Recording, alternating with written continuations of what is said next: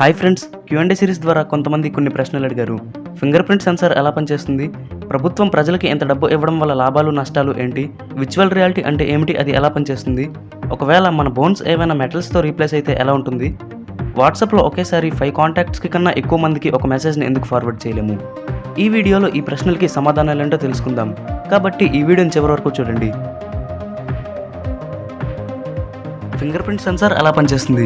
మనం రోజు ఉదయం లేచిన వెంటనే మన మొబైల్ ఫోన్ని ఫింగర్ ప్రింట్తో ఓపెన్ చేస్తాం కదా. అయితే ఈ ఫింగర్ ప్రింట్ సెన్సార్ ఎలా పనిచేస్తుందో మీరు ఎప్పుడైనా ఆలోచించారా? ఫింగర్ ప్రింట్ సెన్సార్ పనిచేయడానికి మన ఫింగర్ ఒక ముఖ్య కారణం. ఎందుకంటే మన ఫింగర్లో ఇలా ఎత్తుగా మరియు లోతుగా ఉండే ప్రాంతాలు ఉంటాయి కదా. ఎత్తుగా ఉండే ప్రాంతాలని రిడ్జెస్ అని మరియు లోతుగా ఉండే ప్రాంతాలని వ్యాలీస్ అని అంటారు. అయితే ఫింగర్ ప్రింట్ సెన్సార్ అనేది రిడ్జెస్ని మరియు వ్యాలీస్ని స్కాన్ చేస్తుంది. స్కాన్ చేసిన తర్వాత ఆ ప్యాటర్న్ని సెన్సార్లో డివైస్ ప్యాటర్న్ మ్యాచింగ్ సాఫ్ట్వేర్ అనేది మనం ముందు సేవ్ చేసిన ఫింగర్ ప్రింట్స్తో పోల్చి ఒకవేళ 2 మ్యాచ్ అయితే లాక్ ఓపెన్ అవుతుంది. అలాగే 2 మ్యాచ్ కాకపోతే లాక్ ఓపెన్ అవ్వదు. అయితే ఈ ఫింగర్ ప్రింట్ సెన్సార్లు 3 రకాలు: ఆప్టికల్ స్కానర్, అల్ట్రాసోనిక్ స్కానర్ మరియు కెపాసిటివ్ స్కానర్.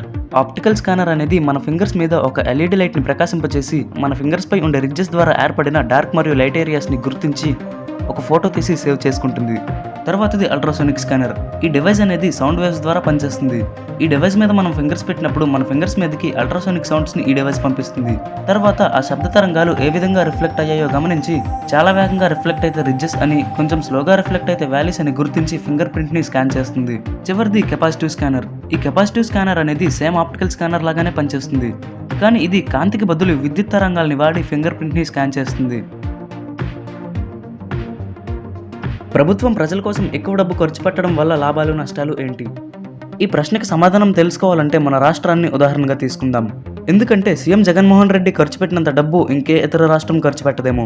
జగన్ వచ్చినప్పటి నుండి ఇప్పటి వరకు 1,55,000 కోట్ల రూపాయలని ప్రభుత్వం దగ్గర నుండి అప్పు తీసుకున్నారు.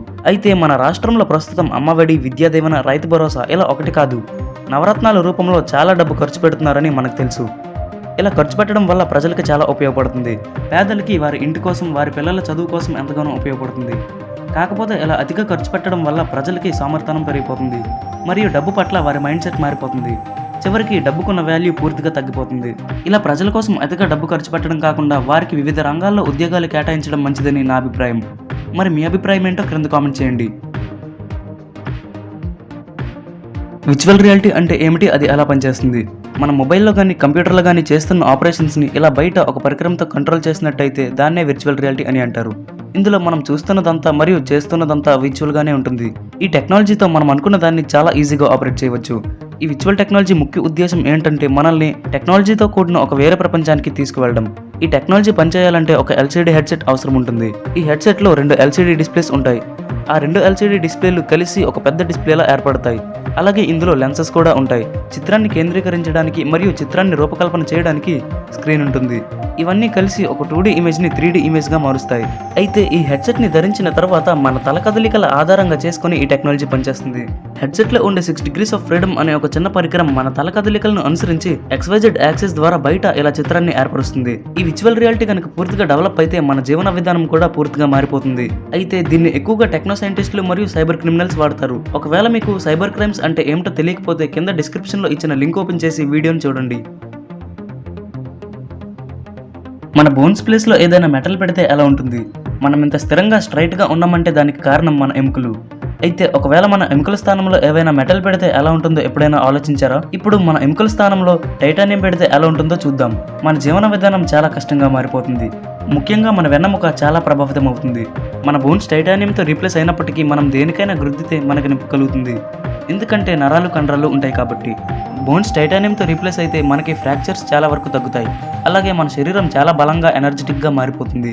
కానీ మనం ఎక్సర్సైజ్లు చేయలేము, ఎందుకంటే సాధారణ ఎముకల్లాగా టైటానియంకి ఫ్లెక్సిబిలిటీ ఉండదు. ఒకవేళ టైటానియం తుక్కుపట్టినా, విషపూరితంగా మారినా మళ్ళీ వాటిని మార్చడానికి చాలా ఖర్చు అవుతుంది.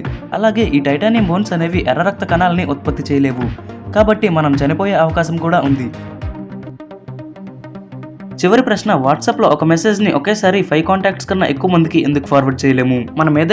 మనం ఏదైనా మెసేజ్ వాట్సాప్లో ఫార్వర్డ్ చేయాలనుకున్నప్పుడు ఒకేసారి 5 కాంటాక్ట్స్ కన్నా ఎక్కువ మందికి ఎందుకు షేర్ చేయలేమో ఇప్పుడు చూద్దాం. సాధారణంగా వాట్సాప్లో కొన్ని ఫేక్ మరియు ఫ్రాడ్ మెసేజ్లు వస్తుంటాయి కదా.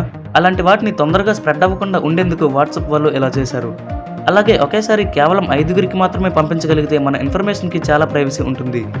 అంతేకాదు కేవలం మన దేశంలో మాత్రమే వాట్సాప్ ఈ రూల్ని తీసుకువచ్చింది. ఎందుకంటే ఇతర దేశాలతో పోలిస్తే మన దేశంలోనే ఎక్కువ మెసేజ్లు పంపించుకుంటున్నారు. ఓకే ఫ్రెండ్స్, ఈ వీడియో మీకు నచ్చితే లైక్ చేయండి, మీ ఫ్రెండ్స్ అందరికీ షేర్ చేయండి. ఇలాంటి ఇంట్రెస్టింగ్ వీడియోస్ని మిస్ కాకుండా ఉండేందుకు ఫ్యాక్ట్స్ బ్రెయిన్ ఛానల్ని సబ్స్క్రైబ్ చేసుకొని పక్కనే ఉన్న బెల్ ఐకాన్ని యాక్టివేట్ చేసుకోండి. మా నుంచి మరిన్ని అప్డేట్స్ పొందడం కోసం ఫేస్బుక్, ఇన్స్టాగ్రామ్, టెలిగ్రామ్లో మమ్మల్ని ఫాలో అవ్వండి.